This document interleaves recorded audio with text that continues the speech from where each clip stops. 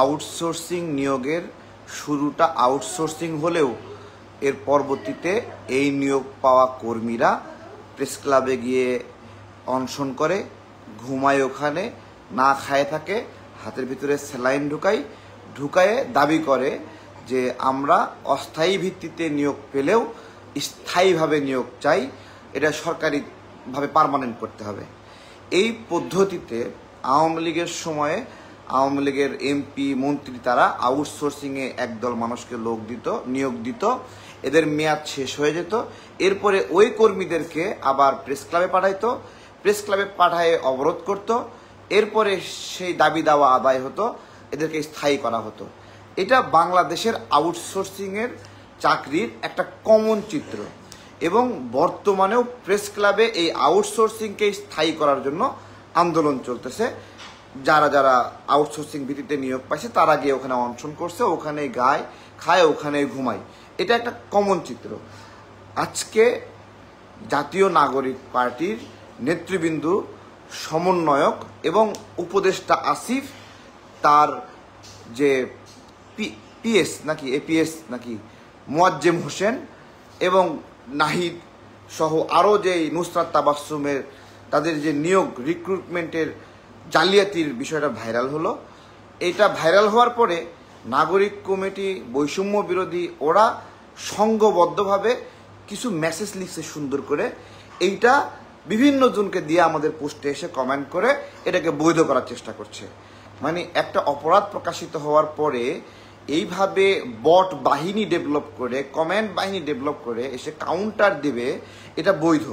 আচ্ছা, ধরেন নাগরিক পার্টি এই যে 150 জনকে এখানে রিক্রুটমেন্ট দিছে, একটা ফাঁস হয়েছে শুধুমাত্র ওয়াসা, যদিও নাহিদ তথ্য দপ্তরে সে ওইখান থেকে লাভ দিয়া গিয়া ওয়াসাতে গিয়ে নিয়োগ দিছে, আসিফ ক্রীড়া দপ্তরে ওইখান থেকে ওর পিএস রে দিয়ে লাভ দিয়া গিয়া ওয়াসায় গিয়ে নিয়োগ দিছে।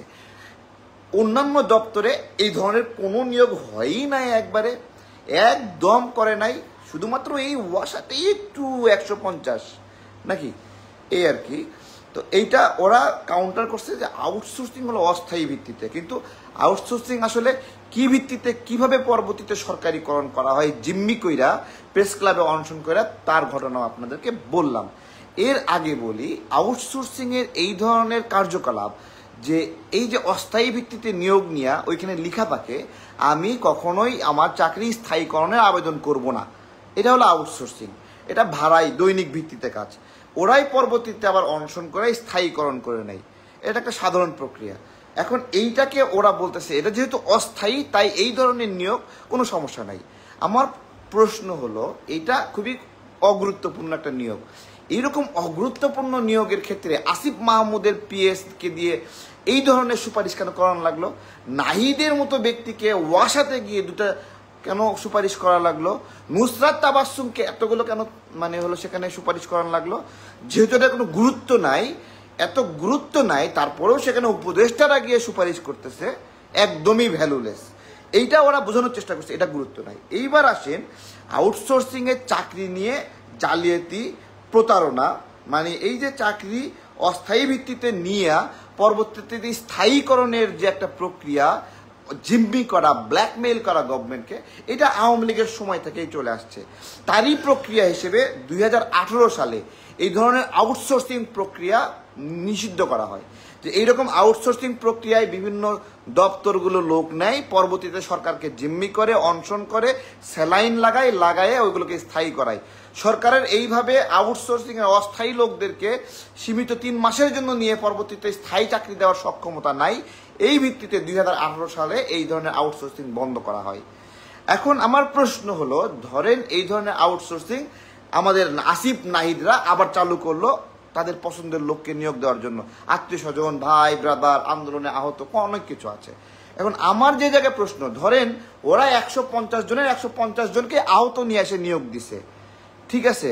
এখন আপনি পঞ্চগড় থেকে একজন আহত, অথবা আপনি দিনাজপুর থেকে একজন আহত, আপনি এই একজন আহত হিসেবে ওইখানে ওই 150 জনের মধ্যে নিয়োগ পাওয়ার অধিকার আছে কিনা বলেন?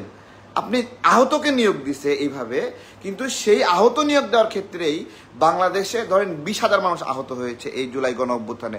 সেই 20,000 মানুষের প্রত্যেকটা মানুষের ওইখানে নিয়োগ পাওয়ার অধিকার আছে কিনা, অথবা ওই রকম আরেকটা পদে নিয়োগ পাওয়ার অধিকার আছে কিনা, সেইটা উপদেষ্টারা একটা একটা করে আসবে, ওদের কাছে অনুরোধ করবে, তারা সুপারিশ করে দিয়ে দিবে ওইখানে। যদি আহতকেও নিয়োগ দেয় বলেন তাহলে অধিকার আছে কিনা, আমি এই জায়গাতেই বলতেছি বারবার। তারা এখন বলবে অমুক আহত, এই আহতকে দিয়েছি, ওই আহতকে দিয়েছি।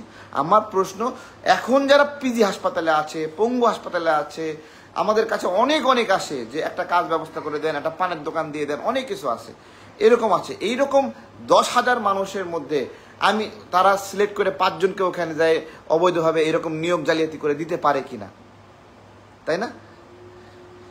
এই ছিল মোটামুটি একটা বিষয়। এটা খুবই লজ্জাজনক। এটাকে আবার জাস্টিফাই করার জন্য যুদ্ধ করতেছে, মানে মানে যেটা খারাপ ওইটাকে বেশি বাড়ি দিয়েন না, ঠিক আছে? গুয়ের উপর বাড়ি দিলে ওটা দুর্গন্ধ ছড়ায়, দুর্গন্ধ ছড়ায়। এই যে একটা বাইর হচ্ছে না, এর আগে সচিবালয়ে 3 কোটি টাকার একটা দুর্নীতি ফাঁস হয়েছিল, সেটা বের করার জন্য 7 দিনের তদন্ত কমিটি গঠিত হয়েছে। আপনারা বলেন 7 দিন পার হয়েছে না 7 মাস পার হয়েছে? তদন্ত কমিটি কেন প্রতিবেদন প্রকাশ করেনি বলেন? এই ছিল মোটামুটি একটা কথা আউটসোর্সিং নিয়ে। আউটসোর্সিং অবৈধ, অবৈধ। এটা অবৈধ কেন? অস্থায়ী ভিত্তিতে নিয়োগ দিলেও পরে আর সরকারিকরণের দাবি করে। আমি আপনাকে বলছি বিষয়টা আরো কিরকম। ধরেন একটা কোম্পানিতে অনেকগুলো মানে পুরনো ডকুমেন্ট আছে, যেটা 2000 সালের আগে থেকে, এই ধরেন 1980 থেকে 2000 সাল পর্যন্ত একটা সরকারি দপ্তরে।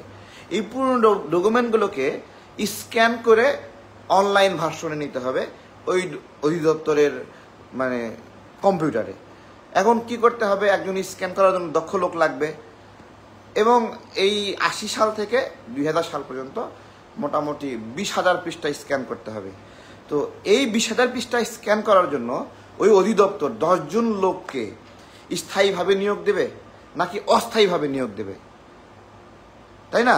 তো ওনারা কি করলো যে ঠিক আছে, এই 10,000 পৃষ্ঠা স্ক্যান করার জন্য আমরা 10 জন লোককে নিয়োগ দিলাম, ওরা এসে 10 দিন কাজ করবে বা 3 মাস কাজ করবে, কাজ করে সব স্ক্যান করে রেডি করে দিয়ে ওরা টাকা পয়সা নিয়ে চলে যাবে।